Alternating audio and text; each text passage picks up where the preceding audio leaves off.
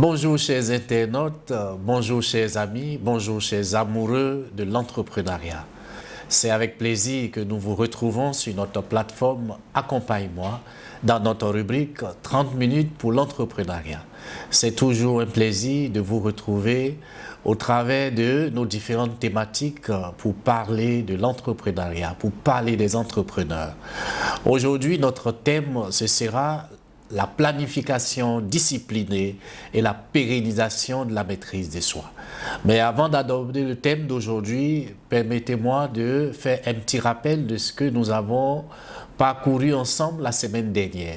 Il a été question donc des stratégies de pré-engagement et des techniques de renforcement de la volonté. Concernant les stratégies de pré-engagement, nous avons dit que le pré-engagement était une technique puissante où l'on prend des décisions à l'avance dans l'optique donc de restreindre ses choix futurs, rendant ainsi les actions indisciplinées plus difficiles, coûteuses en effort ou en temps, et les actions disciplinées plus faciles. Nous avons vu comment rendre l'indiscipline difficile, comment rendre la discipline facile, et nous avons parlé également de ce qu'était l'engagement public. Concernant les techniques de renforcement de la volonté, nous avons parcouru ce que nous avons appelé les déclencheurs d'habitude. Comment utiliser la pile d'habitude. Nous avons dit que l'autodiscipline à long terme est moins une question de volonté brute qu'une question de système d'habitude. Nous avons dit que la technique de la pile d'habitude était un moyen simple d'introduire de nouvelles routines dans votre quotidien. Elle consistait donc à lier une nouvelle habitude à une habitude déjà existante. La formule c'était « après habitude actuelle, je vais à une nouvelle habitude ». J'ai donné quelques exemples. J'ai dit par exemple, après avoir fini de déjeuner, voilà, je vais planifier mes 3 tâches principales pour l'après-midi. Ou bien quand je rentrerai à l'école, quand je rentrerai de l'école ou quand je rentrerai du travail, je vais me préparer pour aller au sport. Donc il y a déjà une première routine qui est là, aller à l'école, aller au travail. La nouvelle que je veux associer, c'est quand je finis de faire celle qui est déjà habitude, je vais intégrer, commencer à faire de cela une régularité. Quand je reviens du travail, je m'apprête pour aller au sport. Voilà, cette méthode utilise ce qu'on appelle les déclencheurs de l'environnement déjà en place, évitant donc d'avoir à prendre une décision consciente pour commencer l'action. Voilà, elle permet de minimiser ainsi ce que nous avons appelé l'épuisement de l'ego. Nous avons également abordé la gestion des tensions et impulsions. Nous avons dit que face à une impulsion, voilà, l'objectif est de gagner du temps pour permettre au système 2, rappelez-vous, le système 1, c'était l'impulsion, le système 2, c'est tout ce qui est réflexion. Et donc l'objectif pour nous, c'est de permettre au système 2 de gagner du temps, de reprendre le contrôle sur le système 1. Nous avons dit tant que c'est votre système 1 qui est à l'œuvre, vous serez toujours amené à prendre des décisions impulsives. Nous avons évoqué le test des 5 minutes. Voilà. Si vous vous connaissez, vous savez que vous réagissez au quart de tour, commencez à faire... Commencez à vous habituer à attendre toujours 5 minutes avant de réagir face à toutes les situations que vous allez avoir à rencontrer. Nous avons parlé également de la pratique de la délocalisation et de la pratique de la redirection mentale. La délocalisation, nous avons dit, c'est un changement d'environnement physique pour rompre le cycle de l'impulsion, c'est-à-dire se lever et marcher 30 secondes. Si quelqu'un vous dit quelque chose, vous vous sentez frustré ou vous avez de la colère qui monte, voilà, au lieu de rester sur place pour ronronner et murmurer, voilà, nous nous invitons par exemple à vous déplacer. Si vous êtes à votre poste de travail, à chercher par exemple, à aller aux toilettes, en tout cas déplacez-vous de là où la situation se présente. Et quand je parle de redirection mentale, c'est remplacer immédiatement la pensée impulsive par une action ou une pensée positive et constructive. Par exemple, au lieu de penser à ouvrir Netflix parce que je suis un peu en colère, je vais penser à traiter par exemple l'une des tâches ou la première tâche que j'ai à faire par exemple cet après-midi. Voici en gros ce que nous avons parcouru ensemble la semaine dernière lorsqu'il s'est agi donc de parler des stratégies de pré-engagement et des techniques de renforcement de la volonté. Je vous ai dit qu'aujourd'hui, nous allons aborder ce que j'ai appelé la planification disciplinée et la pérennisation de la maîtrise de soi. Quand je parle de planification disciplinée, si nous étions en présentiel, si nous avions le temps, nous aurions fait un petit test, voilà, parce que l'objectif c'est de vous initier à planifier normalement une journée de travail, une semaine de travail, un mois de travail. Et donc nous allons vous donner les 5 grandes étapes à respecter si vous voulez véritablement devenir des experts en matière de discipline. Donc, qu'est-ce que nous allons commencer par vous dire? Chacun d'entre nous, comme je le dis toujours, aspire à une amélioration constante de ses performances, que ce soit professionnel, que ce soit académique, que ce soit personnel ou que ce soit même social. Toutefois, l'atteinte donc d'objectifs ambitieux et leur maintien donc sur le long terme ne relève pas du simple hasard ou de la motivation éphémère. Il s'agit donc, sinon cela exige une stratégie rigoureuse et fondamentalement le développement de ce que nous essayons de voir avec vous depuis toutes ces semaines, une maîtrise de soi, un self-control inébranlable. C'est pour cela que nous avons pris toutes ces semaines pour essayer de vous donner suffisamment d'arguments, suffisamment d'âme pour vous permettre véritablement de comprendre que vous pouvez asseoir votre maîtrise de soi, vous pouvez asseoir votre self-control en utilisant ne serait-ce que de simples techniques, de simples méthodes que nous vous donnons. La maîtrise de soi, je le répète encore, elle est bien plus qu'une simple capacité à résister aux tentations. Elle est la pierre angulaire de toute discipline constructive. C'est la faculté à aligner ses actions quotidiennes sur ses aspirations profondes, même en l'absence de motivation immédiate. Nous allons essayer de vous proposer un cadre méthodologique éprouvé. C'est pour cela que je parle de 5 étapes de la planification disciplinée. C'est une approche structurée qui ne se contente pas simplement de vous guider dans la définition d'objectifs clairs, mais elle va établir également ce que j'appelle un système de pérennisation essentiel.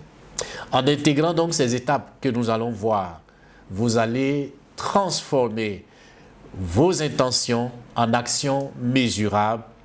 Le comportement isolé deviendra une habitude et la simple volonté va devenir ce que j'appelle une maîtrise de soi durable qui va vous propulser vers l'excellence et vers la concrétisation de vos plus grandes ambitions. Nous avons tous des rêves, nous avons tous des volontés de partir d'un point A à un point B. Mais on ne quitte pas un point A pour arriver à un point B si on n'est pas armé de discipline, si on n'est pas armé d'autodiscipline et si on n'apprend pas à avoir ce que j'appelle le self-control. Nous allons découvrir ensemble donc comment passer d'une gestion réactive à ce que j'appelle une gestion proactive et maîtrisée de votre existence. La planification disciplinée. Je le répète encore, c'est un processus itératif qui vise donc à transformer des intentions abstraites en actions concrètes et régulières, renforçant ainsi votre capacité d'autodiscipline et votre capacité de maîtrise de soi. Quel est le principe fondamental qu'il faut comprendre? Depuis tout ce temps, en commençant par la gestion du temps et des priorités, nous vous avons dit que la gestion du temps est importante. La gestion des priorités est importante. Mais aujourd'hui, nous ajoutons, il ne s'agit pas seulement de bien gérer ou de prioriser son temps, il faut aussi prioriser son énergie. C'est le principe fondamental que nous allons voir et développer dans ce que j'appelle la planification disciplinée.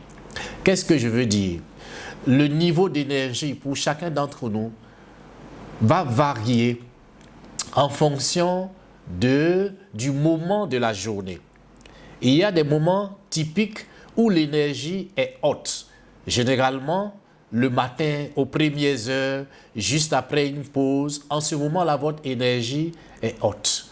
Donc, si vous avez des tâches importantes, non urgentes, c'est au cours de ces moments-là que ces tâches-là doivent se faire, c'est-à-dire les tâches qui demandent que vous fassiez beaucoup de réflexion, les tâches d'analyse, les tâches de stratégie, les tâches de création, les tâches de réflexion complexes. Voilà, c'est ces moments-là qui sont indiqués.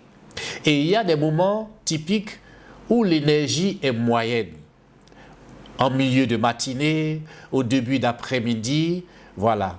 Ces plages horaires-là, il faut pouvoir les consacrer, par exemple, pour des réunions, pour des appels, pour des tâches administratives non complexes. Ça passe aisément. Et généralement, en fin d'après-midi, ou bien après le déjeuner, ce sont des moments typiques où l'énergie de tout un chacun est basse. L'énergie est basse. Ce sont des moments où il faut faire par exemple des courses, il faut faire des traitements d'emails légers, voilà, il faut faire des classements. En tout cas, toutes les tâches qui ne demandent pas beaucoup d'énergie. C'est le principe fondamental quand je parle de planification disciplinée. Il ne s'agit pas de dire, voici mes tâches de la journée, voici les tâches par ordre de priorité. Non, les tâches, on va les faire par ordre de priorité, mais on va tenir également compte de notre énergie à l'heure à laquelle nous plaçons ces tâches. La première étape, c'est la définition stratégique et mesurable. Je parle généralement de vision. Cette étape initiale, elle est fondamentale et elle exige une clarté absolue. Rappelez-vous, je ne cesse de vous dire chaque fois que nous nous retrouvons qu'un être humain normal ne peut pas se lever le matin sans avoir d'objectif pour la journée, sans avoir d'objectif pour la semaine, sans avoir d'objectif pour le mois. Ça veut dire que vous ne vivez pas. Sinon, si vous vivez, vous avez toujours des objectifs. Et nous disons que l'objectif ne doit pas être vague, mais l'objectif doit être toujours formulé selon le principe SMART, c'est-à-dire spécifique, mesurable, atteignable, réaliste et temporellement défini. Ça veut dire quoi? Déterminer précisément ce que l'on doit accomplir, pourquoi l'on doit l'accomplir et quand l'on doit l'accomplir. Donc l'objectif doit être lié à ce que j'appelle une valeur fondamentale pour garantir l'engagement émotionnel, pour mettre votre volonté en marche. Une déclaration d'objectif sans ambiguïté qui va servir donc de boussole et de critères uniques de succès. Je dis par exemple, je veux réduire de 10% les coûts opérationnels du service d'ici la fin du troisième trimestre 2026. C'est un objectif que j'ai fixé et donc l'objectif, je dois pouvoir me rassurer qu'il est spécifique, qu'il est mesurable, qu'il est atteignable, qu'il est réaliste et que dans le temps, il est temporellement défini. Passons à l'étape 2, que j'appelle l'étape de la fragmentation des objectifs. Généralement, à ce niveau, nous parlons de plan d'action. Vous savez, un objectif majeur est souvent intimidant. Je dis par exemple à mes collaborateurs en fin d'année, voilà, notre objectif, c'est réaliser 1 milliard de chiffre d'affaires. C'est un objectif immense. Voilà. La discipline va s'établir en décomposant en unités d'action minimales et gérable, c'est-à-dire en faisant de telle sorte que l'objectif d'1 milliard soit subdivisé en petits objectifs, en petites tâches. C'est le passage donc de ce que j'appelle de l'objectif stratégique à l'exécution tactique. L'objectif stratégique, c'est qu'il nous faut réaliser 1 milliard de façon pratique, de façon tactique. Comment est-ce que nous allons nous débrouiller? Généralement, nous disons qu'il faut identifier 3 à 5 jalons principaux nécessaires à l'atteinte de l'objectif, c'est-à-dire décliner par exemple chaque jalon en micro-tâches quotidiennes ou hebdomadaires. La difficulté doit être réduite au strict minimum pour encourager l'initiative de l'action. Pour notre cas, nous sommes subdivisés en zones. Donc si nous disons que nous voulons réaliser 1 milliard, tout de suite nous allons nous référer au nombre de zones que nous avons. Si nous avons 10 zones, ça suppose que nous invitons chaque zone à réaliser 1 milliard divisé par 10. Donc, il y a un objectif qui va être imparti à chaque zone et à chaque service.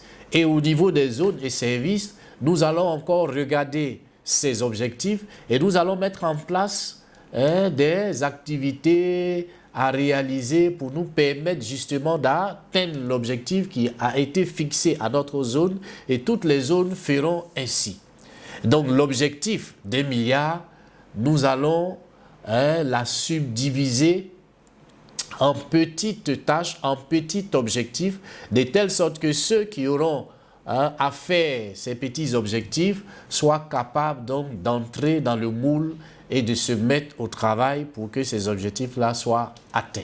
Un plan séquentiel précis où chaque petite tâche accomplie va venir renforcer donc le sentiment de compétence et la discipline. Étape 3, c'est l'allocation temporelle et priorisation. Je parle de cadre temporel. La discipline, nous le disons, se matérialise dans le temps.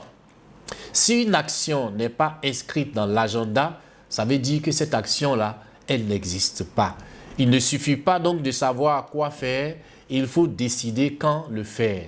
C'est pour cela que tout à l'heure, je vous ai dit que si vous savez prioriser votre temps, il faut se rappeler aussi qu'il faut commencer par prioriser aussi l'énergie. Voilà. Donc, il faut bloquer physiquement des plages horaires dédiées à l'exécution des petits objectifs que vous avez arrêtés dans votre emploi du temps. Voilà. Il faut prioriser donc les tâches, voilà, en vous aidant de la matrice d'Eisenhower qu'on a vue ensemble, qui parle d'urgence et d'importance, pour assurer que l'énergie est investie dans ce qui est réellement stratégique.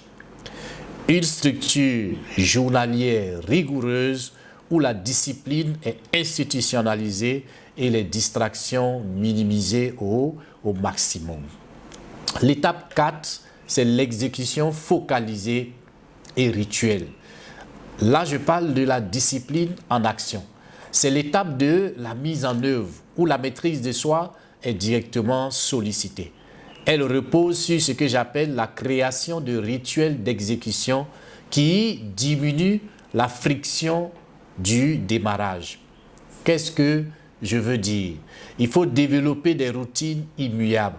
Nous avons dit que la discipline s'installe lorsque vous mettez en place une régularité dans quelque chose. Donc, il faut développer des routines immuables pour initier donc les tâches prioritaires.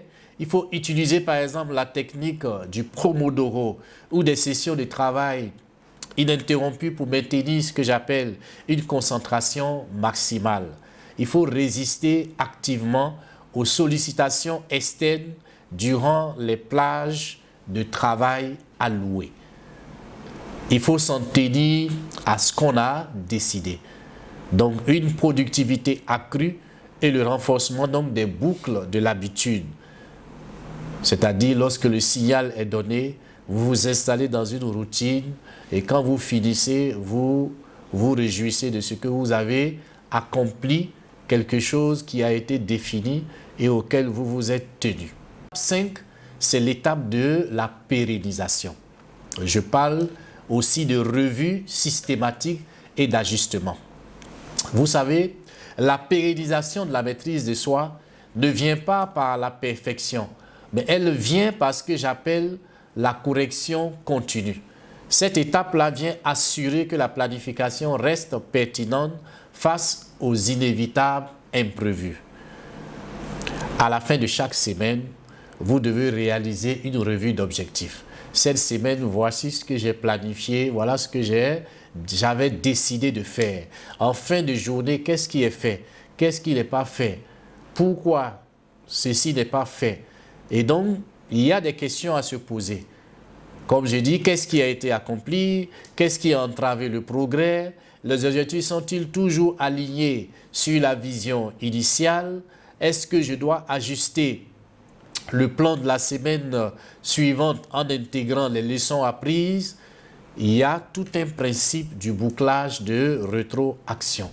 Donc, un processus d'amélioration continue, voilà, qui rend votre planification et votre discipline résiliente face donc à l'échec et au changement de contexte. Donc, voici les 5 étapes. Et ces 5 étapes-là, comme je le dis, elles constituent un cycle complet qui peut vous permettre non seulement d'atteindre vos objectifs, mais surtout d'ancrer durablement la discipline nécessaire à la maîtrise de soi. Vous pouvez vous exercer en essayant de vous baser sur ces 5 étapes que nous avons vues et d'essayer de planifier votre semaine ou une semaine de travail. Voilà. Je suis prêt à regarder, à apporter mes remarques si vous le faites. Voyons maintenant ce que j'ai appelé la pérennisation de la maîtrise de soi. C'est les 2 points que nous avons inscrits dans l'ordre du jour. En ce qui concerne la pérennisation de la maîtrise de soi, je fais juste le rappel, quand je parle de pérennisation de la maîtrise de soi, c'est le processus par lequel la capacité d'un individu à réguler, comme nous l'avons déjà dit, ses émotions, ses pensées et ses actions cesse d'être un effort conscient, temporaire ou ponctuel pour devenir un état durable, une habitude intégrée et un mode de vie permanent. C'est la différence entre courir un sprint qui va nécessiter donc un effort intense et temporaire de volonté et adopter ce que j'appelle un mode de vie sain. C'est-à-dire, je ne cours pas parce que je veux gagner à un marathon ou parce que je veux gagner à une course, mais parce que j'ai compris que l'exercice et la bonne alimentation là sont des actions normales, sont des actions nécessaires qui vont m'aider à gérer ma longévité. Donc en somme, la pérennisation, sachez-le, c'est l'étape où la maîtrise de soi est internalisée et stabilisée pour garantir l'atteinte des objectifs à long terme. Et dans cette partie, nous allons voir des choses simples que vous connaissez, mais auxquelles nous ne faisons pas attention. Et j'ai dit ici au cours d'une des émissions qu'aujourd'hui, l'Africain particulièrement, voilà, a une durée de vie qui tourne autour de 50-55 ans. Pourquoi? Tout simplement parce que il y a des éléments auxquels nous ne faisons plus attention parce que nous sommes... c'est la course. Tout le monde veut avoir l'argent en vitesse. Voilà. Personne ne songe à prendre véritablement soin de lui. Donc, dans cette section, nous voulons établir le lien important entre la physiologie et la psychologie de l'autodiscipline. Nous disons que la volonté, comme c'est une ressource qui est limitée, elle dépend directement donc de l'état physique du corps et du cerveau. Donc on ne peut pas parler d'autodiscipline, on ne peut pas parler de maîtrise de soi, on ne peut même pas parler de discipline sans évoquer la physiologie et la psychologie. Et donc nous disons que l'hygiène de vie, ce n'est pas un luxe. C'est une stratégie de discipline essentielle. On va commencer par le sommeil. Et nous disons que le sommeil, c'est le rechargeur principal de la volonté. Donc le sommeil, là, ce n'est pas une simple pause. Voilà. On ne va pas dormir lorsqu'on est fatigué, que le corps ne peut plus. Non. C'est un processus actif de recharge donc de la ressource cognitive et de restauration du cortex préfrontal. C'est la zone du cerveau qui est responsable de la maîtrise de soi, du jugement et de la planification. Nous avons dit qu'en chacun de nous, il y a 12 personnalités. Il y a le système 1, le système 2. Le système 1, c'est tout ce qui est impulsif. Et le système 2, c'est le système où la volonté, où l'énergie de l'homme est demandée. C'est là où la réflexion est mise en marche. Et donc nous disons, quel est l'impact du manque de sommeil pour un entrepreneur, pour toute personne? Un sommeil insuffisant ou de mauvaise qualité, elle a deux conséquences immédiates et directes sur la discipline. Premier, affaiblissement du système 2. La fatigue va venir réduire la capacité de votre cerveau à activer votre système 2. Or, le système 2, c'est là où se passe tout ce qui est réflexion. Donc, l'entrepreneur sera ou va devenir lent, ses décisions vont être des décisions moins claires et il sera plus difficile pour lui d'exercer un contrôle inhibiteur. Voilà. Donc, dire non, par exemple, à une impulsion, ça va être difficile pour lui puisque les éléments moteurs qui doivent lui permettre de pouvoir résister à ces impulsions-là, il ne les a pas. Tout simplement parce qu'il manque de sommeil. Donc, à côté de l'affaiblissement du système 2, il y a aussi ce que j'appelle l'augmentation des impulsions. C'est tout à fait normal. Si son système 2 a du mal à démarrer, ça veut dire que dans toutes les fois où il est sollicité, c'est son système 1 qui réagit. Hein? Le corps, il est fatigué, il cherche à compenser par des actions rapides et agréables pour se réveiller. Donc, généralement, ceux qui sont dans le cas, vous allez les voir toujours en train de chercher à prendre de la caféine, ils vont chercher à grignoter. Voilà, c'est des gens qui sont toujours prompts à se laisser happer par toutes les distractions qui arrivent à eux. Mais parce que le corps est fatigué, parce que vous manquez de sommeil. Et donc ça vous expose à tout ce qui est impulsion. Vous pouvez, dans le cas où vous n'allez pas savoir, regardez seulement. Si au cours d'une journée, vous avez des réactions au pif tout le temps, voilà, il faut revoir votre qualité de sommeil. Il faut donc avoir une discipline du sommeil. Il faut se coucher à une heure régulière et garantir une quantité de sommeil suffisante. C'est une bonne chose pour chacun d'entre nous. C'est même un acte de maîtrise de soi qui sert de pré-engagement pour la performance disciplinée du lendemain. Si vous ne dormez pas bien aujourd'hui, ça veut dire que vous vous réveillez avec du déficit. Or, si vous vous réveillez avec du déficit, il sera difficile pour vous d'être vraiment à point pour pouvoir aborder vos réalités de la journée. Il y a un temps pour travailler, il y a aussi un temps pour se reposer. On ne dort pas lorsque le corps nous impose d'aller se coucher. Non. Certains ont besoin de 6 heures, certains ont besoin de 7 heures, certains ont besoin de 8 heures. Mais il est bon de faire l'effort, d'éviter de se retrouver en train de faire 2-3 heures de sommeil dans la nuit et penser à le combler avec des excitants. Vous vous détruisez et vous vous exposez à une mort beaucoup plus rapide. Ce n'est pas pour nous effrayer, mais c'est pour nous permettre véritablement de prendre conscience. Je vais aborder le volet de l'alimentation.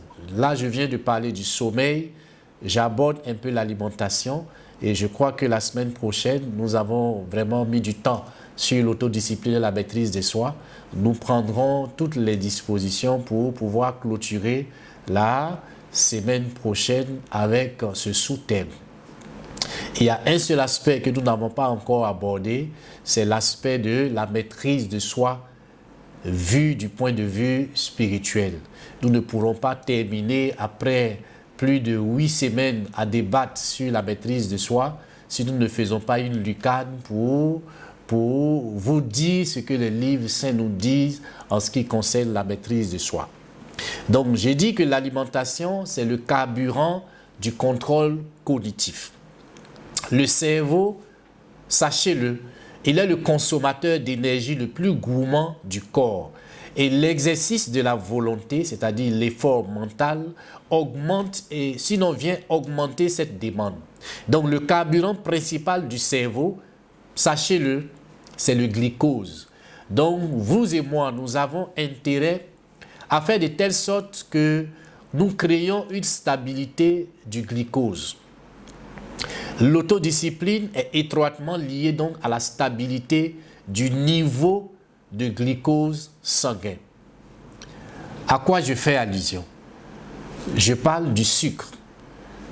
Si vous vivez une chute de sucre, c'est-à-dire lorsque votre taux de sucre chute, soit parce que vous avez faim, soit parce que vous avez sauté un repas, soit parce que vous faites des pics après des repas trop sucrés, sachez que votre cerveau, il va entrer en mode urgence. Il va diminuer donc l'accès aux fonctions coûteuses du système 2. Et donc cette personne-là, elle va devenir irritable, moins patiente et plus impulsive. Donc, une alimentation soutenante, c'est-à-dire une alimentation riche en glucides complexes, c'est-à-dire les fibres, les grains entiers, voilà, et en protéines, va venir vous assurer une libération lente et stable du glucose, maintenant donc votre réserve de volonté à un niveau optimal tout au long de la journée. Pour vous dire à quel point tout est lié au corps et à la santé du corps. Je vais terminer par l'hydratation. La déshydratation, même légère, est une cause reconnue de fatigue cognitive. Vous savez, pour les adultes, l'eau compose 60% du corps de l'homme. Donc, boire l'eau là, on ne doit pas te rappeler que tu dois boire de l'eau. C'est une autodiscipline que tu dois t'imposer. C'est-à-dire dans la journée, au moins 1,5 litre d'eau, 2,5 litres d'eau, tu dois le boire. Parce que l'eau est l'élément principal qui nous constitue. Donc maintenir une bonne hydratation, c'est un acte discipliné, simple, mais qui va venir soutenir directement la clarté de ton mental et la résilience de ta volonté. Je m'adresse aux entrepreneurs, mais au-delà des entrepreneurs, je m'adresse à chacun d'entre nous.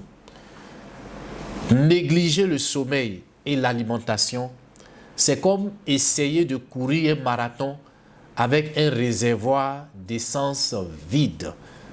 La maîtrise de votre hygiène de vie, sachez-le, chers amis entrepreneurs, vous tous qui me suivez, est le premier et le plus fondamental des pré-engagements pour l'autodiscipline. L'espérance de vie dépend. L'atteinte de vos objectifs aussi dépend. Je vous invite donc à faire ou avoir le souci d'une bonne alimentation. N'attendez pas qu'on vous demande de boire de l'eau. N'attendez pas que vous vous retrouvez face à un médecin pour qu'on vous inscrive ça comme un médicament à prendre au quotidien. Bien dormir, bien manger, bien se nourrir, boire suffisamment d'eau et comprendre que le corps de l'homme, la première nourriture dont il a besoin, c'est de l'eau. En le faisant, vous prenez soin de vous. En le faisant, vous prenez soin de votre mental, de votre volonté.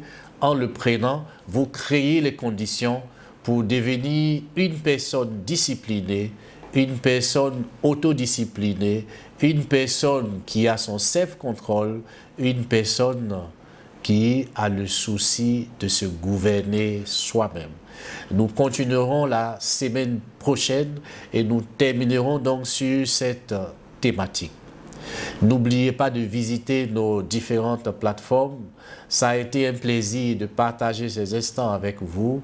Vive l'entrepreneuriat, vive les entrepreneurs et je vous encourage véritablement à vous y mettre, à vous exercer. Nous vous avons donné beaucoup de stratégies.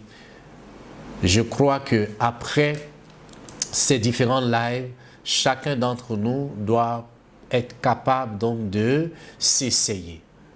La discipline est importante. Si vous voulez devenir un grand homme, si vous voulez devenir une grande femme demain, vous avez absolument besoin de commencer d'abord par vous imposer une discipline. C'est au travers de la discipline que vous allez vous imposer à tous les niveaux qu'on va pouvoir vous reconnaître comme un modèle, on va pouvoir vous reconnaître comme un exemple à suivre. Merci de nous avoir suivis. Vous étiez sur notre plateforme Accompagne-moi dans notre rubrique 30 minutes pour l'entrepreneuriat. Très bonne fin de mois, très bonne fin de semaine et à vendredi prochain, même heure, même fidélité.